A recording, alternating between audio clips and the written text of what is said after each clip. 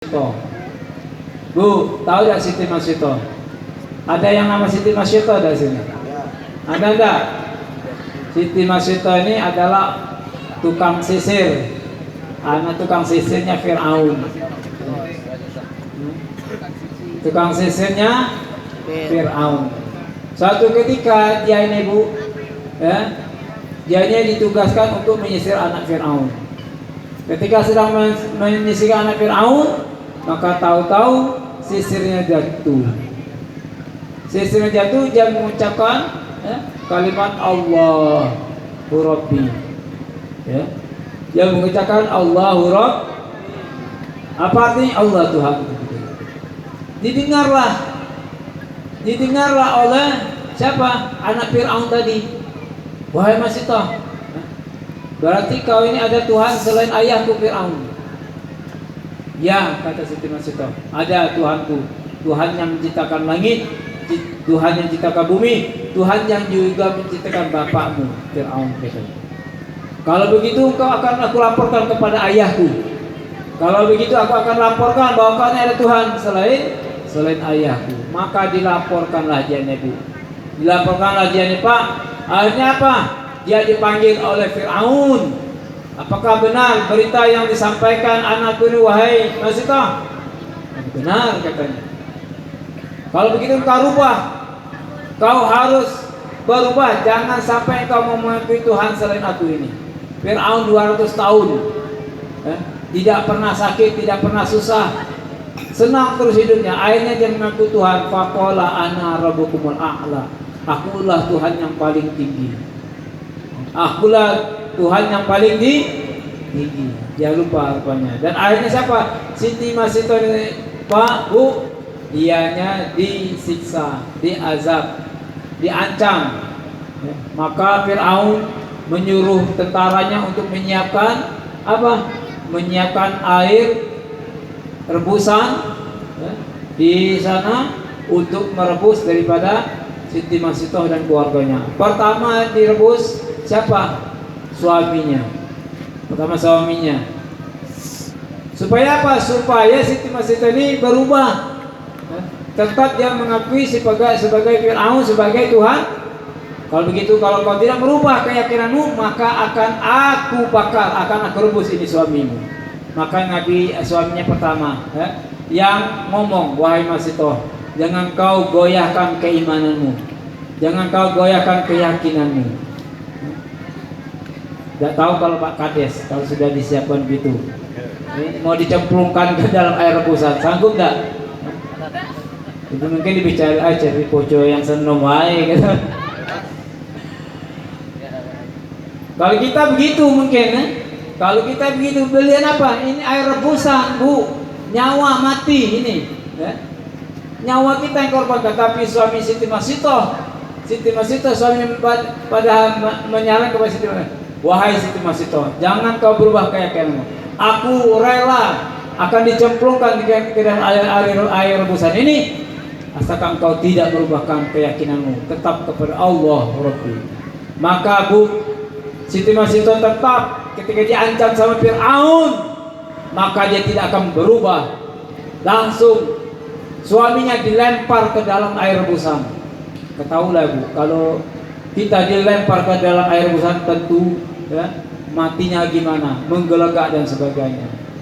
Sudah, suaminya sudah dilemparkan. Yang terakhir, yang kedua dilemparkan anaknya. Anaknya masih bayi di gendongan Bu. Masih bayi umur berapa bulan, itu pun diancam sama Fir'aun. Wahai Masyito, kalau kau tidak mau berubah keyakinanmu, maka anakmu ini akan aku lemparkan juga ke dalam air rebusan. Kemudian anaknya Bu, yang seharusnya tidak bisa berbicara, dengan mukjizat, dengan kelebihan dan Allah Subhanahu Wa Taala, makanya anaknya bisa ngomong. Wahai umiku, wahai ibuku, pertahankanlah akidahmu, keyakinanmu kepada Allah Subhanahu Wa Taala. Jangan kau rubah, jangan kau berpaling kepada Allah Subhanahu Wa Taala. Aku rela bahwa nyawaku dikorbankan untukmu. Maka akhirnya anaknya pun Ketika Fir'aun masih mengancam kepada Siti Masito tetap tidak mau merubah keyakinan. Sampai dilemparkan lagi anaknya ke dalam air rebusan. Menggelagak mati seketika itu. Dan terakhir Siti Masito, wahai Masito, ini terakhir pada dirimu. Terakhir ini pada dirimu. Kalau engkau tidak juga mau merubah keyakinanmu, makanya engkau juga akan direbus. Maka Siti Masito sampai ancaman tersebut tetap Siti Masito tetap dia berkata Allahu Ahad, Allahu Ahad, Allahu Rabbi, Tuhanku adalah Tuhanku yang Ahad, Tuhanku ada Allah Subhanahu.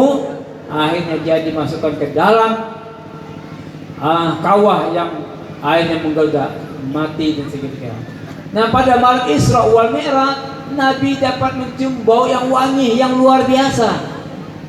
Baunya luar biasa. Seperti mungkin lebih bau dari minyak alpares ini, ya, punya berapik ini, wangi ini minyak wanginya. Ya, wangi yang luar biasa. Maka Nabi bertanya kepada Jibril, bau wangi apakah ini? Inilah bau wanginya Siti Masito, tukang sisirnya daripada Fir'aun. Subhanallah. Ini Bu, ya, orang yang memegang keyakinan, jangan pernah kita ini, ya, jangan pernah kita ini khawatir. Jangan pernah kita goyah dengan keimanan kita. Tetap kita berpegang teguh kepada Allah Subhanahu wa taala. Walaupun macam mana susahnya kita, musibah dan berbagai macam, kita itu tetap yang keluar daripada agama Islam. Wala tamutunna illa wa antum muslimun. Jangan kau mati melainkan ke dalam agama Islam. Tetap kita mati dalam keadaan Islam. Ya. Jadi ibu-ibu sekalian, setelah Nabi tadi Isra Mi'raj, banyak lagi Nabi dilihatkan. Kemudian Nabi juga dilihatkan perjalanan, dilihatkan, ya, suatu kelompok yang mana itu mereka itu, ya, yang mana mereka itu, Pak Bu, yang kepalanya utuh, ya, yang kepalanya utuh, kemudian mereka menghancurkan sendiri sampai kepalanya pecah, buyar, matanya berceceran, otaknya buyar. Maka Nabi bertanya, wahai Jibril, ini tafsir apakah lagi wahai Jibril? Aku sangat takut, sangat mengeri. Inilah kata Jibril, inilah daripada umatmu, ya, yaitu yang tasakkarat ra'su, yang mereka itu berat kepalanya, untuk sujud kepada Allah Subhanahu wa taala. Sehingga nanti ada neraka jahanam, neraka yang bernama neraka Sakor. Masalah kakum fi Sakor, qalu lan nakuna minal musallin. Siapakah yang berada di dalam neraka Sakor? Yaitu orang-orang yang tidak mau sholat. Jadi Nabi melihat itu, Nabi sedih, jangan sampai nanti umatku masuk ke dalam neraka Sakor. Pak Bu, kalau kita ada tidak bapak-bapak, ibu-ibu yang di sini, saya contoh, kita sebagai example saja. Pengen bagaimana menyicip neraka Sakor sebelum masuk neraka Sakor. Ini saya punya apa? Mic mau saya pentung kepala ibu. Bu, ada yang mau jadi contohan? Pak, maju di sini sebentar, sekali aja, biar benjol begini. Kalau neraka Sakor besok itu sampai pecah buyar kepala kita. Tapi kalau sekarang ini baru benjol aja. Ada tidak mau? Saya kasih hadiah nih. Kasih HP. Tapi sampai benjol kepalanya, saya pentung. Itu baru di dunia. Atau hantukan kepalanya ke tiang ini, ke tiang tenda ini. Itu baru benjol, mungkin sakitnya luar biasa. Bagaimana besok kita yang nggak sholat, mecahkan kepala sendiri sampai buyar, sudah setelah pecah dikembalikan lagi berkali-kali, berulang-ulang sampai masa hukumannya itu selesai pada Allah Subhanahu wa taala. Sakitnya luar biasa, ya. Kita saja mau dipukul saja pakai kayu, kepala kita sakitnya luar biasa. Bagaimana nanti di neraka Sakor orang-orang yang berat kepalanya sujud kepada Allah Subhanahu wa taala, yang tidak mau salat, dia akan mendapatkan azab yang luar biasa. Wal iyyazu billahi min dzalik. Setelah melihat tamsil tadi, Pak, sudah selesai. Benar banyak lagi tamsil perumpamanya diperlihatkan oleh Nabi Muhammad SAW. Ini bukan cerita dongeng, bukan cerita Israeliat, bukan. Ini ada di dalam kitabnya, Pak, Bu. Di dalam kitab Dardir atau kitab Sayyid Muhammad Al-Maliki tadi, bahwa ada cerita demikian berdasarkan hadis-hadis yang sahih dan sebagainya. Kemudian setelah selesai daripada itu, maka Nabi mulai naik ke langit. Langit pertama, di sana ada Nabi Adam. Nabi ngetok, Jibril ngetok, Assalamualaikum, Assalamualaikum. Maka dijawab malaikat yang di dalam penjaga itu, Man ma'i. Kata siapa? Kata malaikat yang dalam, aku adalah Jibril. Wa man ma'ak, bersama siapa engkau? Aku bersama siapa? Makhluk yang agung. Makhluk yang agung, makhluk mulia, itu Nabi Muhammad SAW. Ada perlu apa? Maka maka langsung dibuka oleh malaikat penjaga di langit. Di sana Nabi berjumpa dengan Nabi Adam. Nabi berjumpa dengan Nabi Adam. Maka setelah itu Nabi diucapkan marhaban bi akhi saleh. Maka malaikat Nabi Adam mengucapkan marhaban bin Nabi saleh wa akhi saleh. Maka Nabi melihat Nabi Adam. Ketika Nabi Adam melihat ke kanan, Nabi Adam senyum, senang sekali. Tapi ketika melihat ke kiri, Nabi Adam sedih. Kenapa ini wahai Jibril? Apa yang terjadi sebenarnya? Dia ini adalah Abu Bashar. Kenapa? Kalau dia lihat ke kanan, dia lihat anak cucunya, keturunannya yang di kanan berada dalam surga. Senang bergembira Nabi Adam. Tapi ketika melihat ke kiri, dia lihat anak cucunya yang berada dalam, ini yang membuat sedih. Oh begitu, kata Nabi Muhammad SAW. Maka kemudian Nabi Muhammad mulai naik ke langit kedua. Ada Nabi Isa, ada Nabi Harun, Nabi Yahya, ada Nabi Idris, Nabi Musa, dan Nabi Ibrahim alaihissalam. Sampai kalah Nabi ke Sidratul Muntaha. Sampai Sidratul Muntaha, Pak, Bu, pas mau naik ke mustawa, malaikat Jibril angkat tangannya. Wahai Muhammad, aku tidak lagi bisa menambahmu ke atas mustawa sana.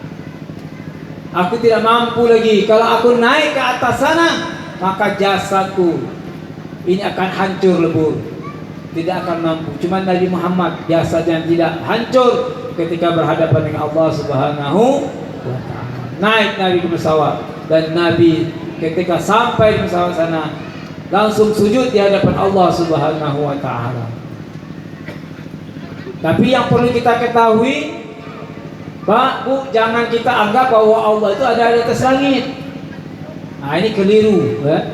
Banyak orang yang mengatakan, taulah Allah di atas, ya. Taulah Allah di atas, berarti posisi Allah itu ada di atas. Bukan. Allah tidak di atas, tidak di bawah, tidak di kanan, tidak di kiri, tidak di depan, tidak belakang. Allah itu mukhalafatuhu ta'ala lil hawadisi, tidak sama yang baharu. Allah itu beda dengan yang baru. Jadi posisi Allah itu kita tidak boleh membicarakannya. Tentang zat Allah tidak boleh tafakkur bi khalqillah wa la tafakkur bi zatillah. Silakan kalian berpikir merenungkan tentang ciptaan Allah, tapi jangan kalian memikirkan tentang zatnya Allah Subhanahu wa ta'ala. Jadi ketika itu Nabi yang di atas, naik ke atas, Pak. Kalau Allahnya kita tidak boleh membayangkan. Setelah itu Nabi mengucapkan sujud langsung kepada Allah Subhanahu wa ta'ala. Nabi langsung sujud kepada Allah Subhanahu wa ta'ala. Setelah sujud dan dialog dan sebagainya, langsung Allah memberikan amanah, memerintahkan kepada Nabi, yaitu untuk mengerjakan sholat 50 waktu. Sholat 50 waktu. Sudah selesai tadi menerima amanah tersebut, maka Nabi mampir, mampir lagi ketemu Nabi Musa. Nabi Musa bertanya, wahai Muhammad, apa yang kau dapat daripada Allah Subhanahu Wa Taala? Ya. Apa yang kau dapatin daripada Allah Subhanahu? Aku disuruh diperintahkan untuk sholat 50 waktu. Yang benar Muhammad, apakah umatmu kuat, mampu? Umatmu kecil-kecil. Ya. Umatmu kecil-kecil, apakah mampu? Sedangkan umatku yang besar-besar saja tidak mampu. Engkau minta keringanan kepada Allah Subhanahu Wa Taala. Maka Nabi, ya, maka Nabi kembali kepada Allah. Ya Allah, kurangi lagi ya Allah. Jangan 50 waktu ya Allah, dikurangi Allah. 5 waktu. Turun lagi temu Nabi Musa. Maka Nabi Musa, ya Muhammad minta kurang lagi. Sampailah tinggal 5 waktu. Kali 5 waktu Nabi Muhammad minta lagi. Suruh Nabi Musa, kurangi lagi kita Nabi. Tapi Nabi Muhammad sudah merasa malu ya. Aku malu sama Allah Subhanahu Wa Taala. Dari 50 menjadi 40, dari 50 dan tinggal 5. Malu aku sama Allah. Makanya kata Nabi Musa, umatku tidak kuat nanti, ya. Nanti umatmu tidak akan kuat. Gitu. Yang 5 waktu saja masih banyak yang bolong-bolong. Betul tidak? Yang 5 waktu saja masih banyak waktu asalnya zuhurnya di kebun sawit. Betul? Tidak sholat. Ya? Syukur-syukur kalau mau sholat. Zuhurnya di kebun, asal sampai asalnya masih di kebun. Pulang maghrib sudah kecapean, mandi ketiduran. Sampai subuh demikian juga. Itu masih banyak yang demikian. Yang 5 waktu saja masih banyak yang meninggalkan. Bagaimana kalau sampai 50 waktu, Pak, Bu? Ibu-ibu nggak sempat bikin sambal terasi, baru giling sambal, enggak. Tahu azan. Baru metik kangkung, tahu azan. Kapan makannya? Kalau 50 waktu nggak sempat kita mau nikah, nggak sempat.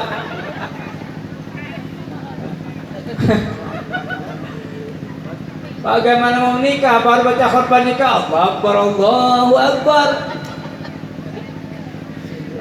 Dalam. Jadi tidak bisa kita mau buat anak apalagi. Baru mau ancang-ancang udah azan. Tapi alhamdulillah berkah Nabi Musa kita dikurangkan sehingga bisa kita tak sempat kita mau peringatan Isra Mi'raj, salawat berbungkul, salawat bungkul bersolat ini tidak sempat kita, Pak, Bu. Tak sempat. Baru satu qasidah sudah azan, baru satu rawi maulid sudah azan. Tidak sempat. Jadi alhamdulillah kita sholat 5 waktu. Makanya Pak, Bu, mari kita perbaiki sholat kita dan mari kita jaga sholat kita. Jangan sampai sholat kita ini jangan asal sholat saja. Jangan sampai sholat kita jangan asal sholat. Sholat ini adalah dapat mencegah kita dari perbuatan keji dan mungkar. Inna sholata tanha 'anil fahsya'i wal munkar. Orang yang sholat insyaallah yang benar, insyaallah tidak akan melakukan kemaksiatan, tidak akan mau melakukan kejelekan. Pemimpin kita kalau ya sholat, insyaallah tidak ada pemikiran untuk korupsi. Kebanyakan yang sekarang ini yang korupsi yang di sana-sana itu tidak sholat. Yang di atasannya yang korupsinya sampai miliaran, triliunan, pejabat kita itu mereka tidak sholat. Sholatnya cuman topengnya saja, asal sholat. Yang penting sholat. Banyak kan orang itu, yang penting sholat, bib. Jangan. Sekarang itu sholat itu penting. Sholatnya hanya KTP-nya saja, orang sholat, tapi tidak mengetahui bagaimana rukunnya, bagaimana syarat-syarat sholat, cara wudhunya yang benar. Harus dipelajari, Bu. Harus dipelajari sholatnya yang benar. Jangan sampai kita nanti menyesal di hadapan Allah Subhanahu Wa Taala. Tatkala kita dihisab amal kita, maka di sana sekali dinilai di kontennya 0 semua isi sholat kita. Karena apa? Karena mungkin dalam rukunya kita tidak tepat. Seperti rukun kaulinya yaitu Fatihah, Bu. Fatihah atau qoli ini syaratnya harus didengar oleh kuping kita minimal. Minimal harus didengar oleh kuping. Nah, seperti takbir itu rukun qoli. Itu harus dengan Allahu Akbar. Harus kuping kita sendiri dengar. Jangan di dalam hati, tidak sah. Kadang banyak orang sholat itu angkat takbir, baca Fatihahnya diam di dalam hati juga, seperti orang bisu. Beda kalau orang bisu, dia uzur, mazur. Tapi kalau kita sholat yang normal ini, takbirnya di dalam hati, Fatihahnya di dalam hati, tidak sah sholat kita. Karena apa? Satu, saya contohkan Al-Fatihah itu ada makhrajnya. Ya. Kalau di dalam hati kita tidak bisa membedakan mana alif dan mana ain. Dalam hati bisa tidak bedakan mana alif? Itu tidak akan bisa membedakan. Artinya berbeda-beda setiap kalimat tersebut dan Al-Quran tersebut. Alhamdulillahirabbil alamin pakai ain. Segala puji bagi Allah yang memiliki sekalian A. Kalau ibu nyebutkan pakai alamin pakai alif, alhamdulillahirabbil alamin. Segala puji bagi Tuhan yang sakit. Alamin dengan alamin itu beda. Ar-Rahmanir-Rahim, Maliki Yaumiddin, Iyyaka na'budu wa iyyaka nasta'in. Akan Dikau ya Allah kami minta pertolongan, dan akan Dikau ya Allah kami menyembah. Kalau pakai tasdid, pakai sabdu itu artinya akan Dikau ya Allah kami menyembah, dan akan Dikau ya Allah kami minta pertolongan. Tapi kalau ibu tidak pakai tasdid, bapak pastikan sholatnya Fatihah tidak pakai tasdid. Iyyaka na'budu wa iyyaka nasta'in. Apa artinya? Akan Dikau cahaya matahari kami menyembah, dan akan Dikau cahaya matahari kami minta pertolongan. Jadi bukan nyembah Allah lagi, sudah syirik kita. Iyyaka na'budu wa iyyaka harus pakai tasdid. Jangan tidak pakai tasdid atau sabdu. Artinya berbeda, Bu. Tidak Allah lagi kita sembah. Tidak Allah lagi kita minta pertolongan. Nah, mumpung di sini ada Ustaz Faisal dan Ustaz yang lain, belajarlah masalah rukun sholat, ya, rukun wudu, agar ibadah kita sempurna, agar ibadah kita diterima Allah Subhanahu wa Ta'ala. Jangan kita sepelekan ibadah sholat ini, Bu, karena nanti awal ma yuhasabu ala abadi as-sholat. Yang pertama nanti dihisab adalah ibadah sholat. Ya. Ibadah sholat nanti yang pertama kali dihisab oleh Allah Subhanahu wa Ta'ala. Jadi jangan sampai kita sudahlah, yang penting sholat, yang penting sholat. Terima dan terima memang urusan Allah, urusan Tuhan. Betul Pak, Bu. Kalau ibadah sholatnya tidak didasarkan akan ilmu, maka nanti kata Sokotu Zubat mengatakan wa kullu man bi ilmi ya'malu a'maluhu mardudatullah. Setiap amal yang tidak ada ilmunya, asal-asalan saja dia kerjakan, maka amalnya nanti akan ditolak Allah SWT, tidak diterima Allah SWT. Wal iyyazu billahi min. Makanya kita ini thalabul ilmi fardhah kulli muslim. Makanya untuk ilmu ini diwajibkan setiap orang Islam dan setiap kaum muslimin dan muslimat. Nah, mudah-mudahan dengan Isra wal Mi'raj ini, mari ke depannya kita meningkatkan, memperbaiki kualitas dan kuantitas ibadah kita. Lebih-lebih lagi nanti ibadah sholat kita, Bu. Tanpa terasa hari sudah hampir jam 12. Saya tidak terasa lagi, hampir jam 12. Ini pulang jam berapa nanti? Nah, mudah-mudahan, dan sebelum saya akhiri, tadi ada permintaan spesial untuk jemaah sini untuk menyampaikan bahwasanya ijazah roti, ijazah atau seperti hajat dan semuanya maulid dan sebagainya, semua amalan yang saya dapati dari Hadramut sana, dari Tarim, saya dapati dari ijazah dari Habib Umar bin Hafiz langsung, dan saya itu ada kitab Khulasah sebenarnya. Kitab Khulasah itu ada punya Ustaz. Ada. Nah, di sana ada kitab Khulasah itu langsung itu Saya langsung dapat tanda tangan langsung dari berhadapan dengan Habib Umar bin Hafiz, ya. Itu langsung kami dapat ijazah dari Habib Umar, langsung tanda tangan beliau langsung. Ketika mau pulang itu biasanya para santri Darul Mustafa itu mendapatkan minta ijazah imamah, ijazah rida ini, ada pakai jubah bagian. Saya cuman kemarin dapat ijazah imamah sama rida, jubah enggak kemarin. Nah, karena waktu itu tidak bawa jubah ke sana ya. Nah itu amal-amal sana, ratib hada, ratib semuanya yang ada kita khulasa itu saya ijazahkan kepada antum semua yang pada malamnya hadir, dan mudah-mudahan bisa antum amalin. Mobil ijazah. Dan kemudian sedikit tadi ada pertanyaan, Bib, nah, kenapa kita ini ya? Kenapa kita ini ya? Setiap acara maulid, setiap acara-acara itu ya harus gunakan yang namanya buhur. Yang namanya buhur. Apakah ada dasarnya, Bib? Maka dalam hadis Nabi Muhammad dalam Sarah Muazzab, Al-Majmu' Sarah Muazzab, maka qala ba'du ashabuna wa istahab ay bakhara an indal mayyit min hina yamutu li anna rabbana zahara minhu syafaya libuhu raitul buhur.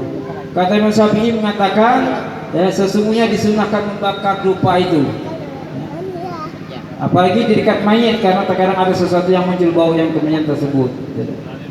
Kemudian Ibnu Umar mengatakan istajmar baluh ghairu muqtarah ay bi ka'afur bi yatrahu man alwah summa qala hakaza aistabahara Rasulullah SAW. Apabila Ibnu Umar beristijmar membakar dupa, nah ya, Sayyidina Ibnu Umar, Abdullah bin Umar ya, itu maka beliau beristijmar dengan uluwah yang tidak ada campurannya, dan dengan kafur yang dicampur dengan uluwah. Kemudian beliau berkata, seperti inilah Rasulullah SAW istijmar, maka yang pakai buhur. Kalau di Tarim Hadram misalnya, Bu, apalagi pembacaan maulid ini menggunakan buhur, kayu gaharu. Apalagi sana yang hobinya pakai kayu gaharu langsung, yang bentuk kayu itu ya, itu diracik ya, dibuat potong-potong kayu. Itu setiap pada peringatan maulid, setiap acara itu memakaikan yang namanya buhur. Ini ada sunnah daripada Nabi Muhammad SAW. Yakinlah ya, ini semuanya ada dalilnya ya. Gunakan ini supaya apa?